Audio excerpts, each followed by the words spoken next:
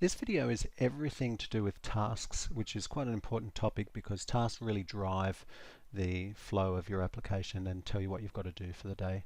So your task list is on this home screen, and you can see over the left here the tasks are grouped by provider and then grouped by customer. So a customer can have 3 or 4 tasks on the go if you want at any one time, and they can be assigned to different people at the same time. Now these tasks, by default, you will be viewing today's task for yourself. So you can see my task today, and that's pretty much everything you've got to do today or anything that's overdue.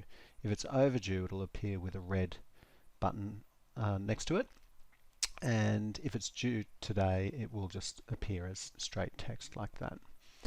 Now you can also filter so that you're looking at future tasks.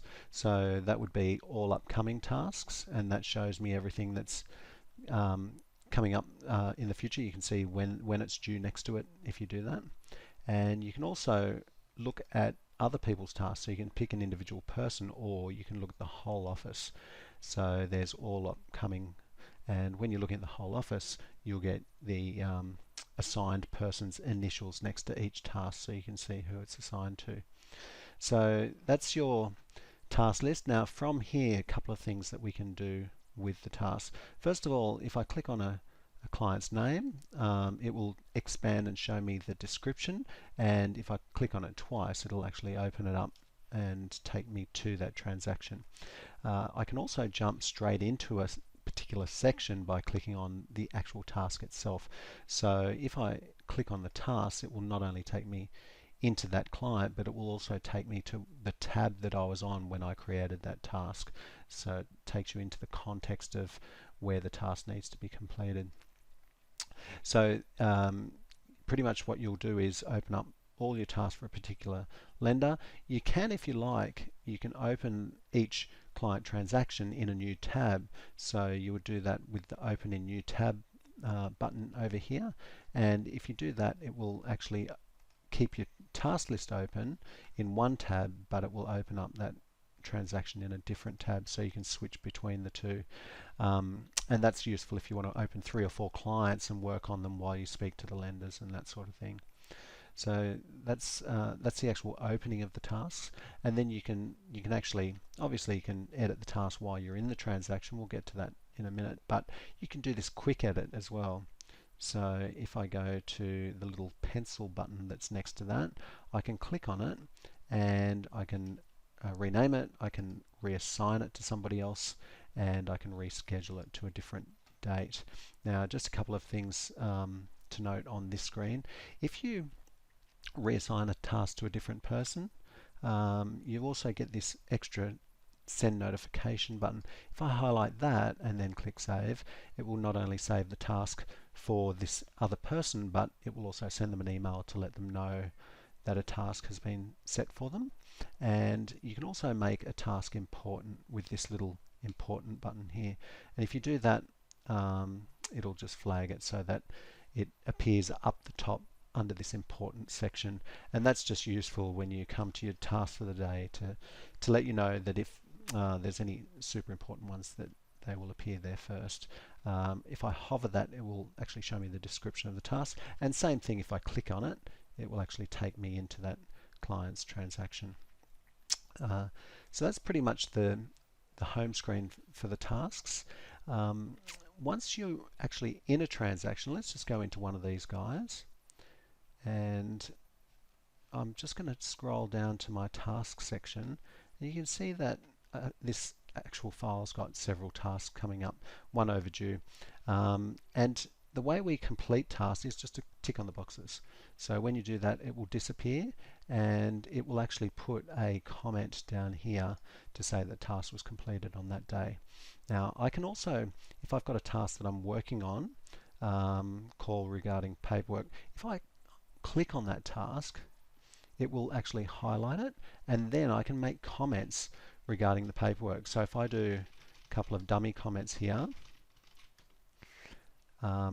then I could be working in some other section of the system, and for example, if I go into the loan stuff, and then I go, oh, I'm going to work on this call regarding paperwork, I click it again and my comments will come back. So you can keep a running tally of what's going on with that task over a period of time without having to edit the task over and over to make updates to it.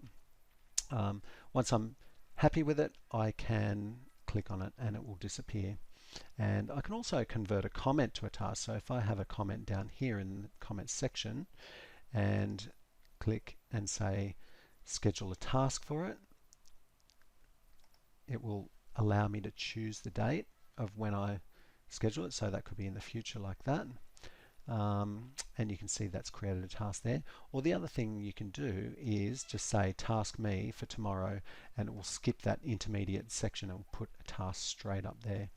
So that's the first way that you can create tasks straight from the comments. The next way you can create a task is from this add task box.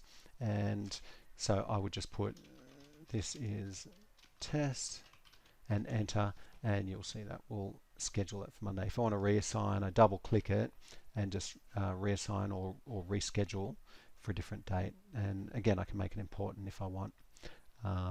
So that's being able to edit it after it's saved in the list. You can also create a task from any of these elements over here in the workflow. So for example, let's just say we're in the valuation section and we had to chase up, follow up for the valuation.